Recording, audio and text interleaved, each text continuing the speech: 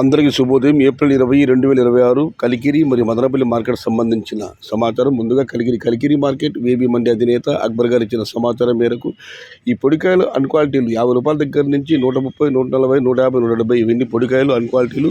క్వాలిటీలు ఉన్న medium calls కోసం ₹200, చాలా ₹200 దగ్గర నుంచి 270, 280, 290 ఇవన్నీ మీడియం క్వాలిటీలు. సెకండ్ క్వాలిటీలు ₹300 దగ్గర నుంచి 320, 330, 340, 350. టాప్ క్వాలిటీలు టాప్ ధరలు క్వాలిటీని బట్టి ₹360 దగ్గర నుంచి ₹400. మొత్తం మీద చూస్తే ఇవాళ కలికిరి మార్కెట్లో దిగుమతి కూడా బాగానే వచ్చింది.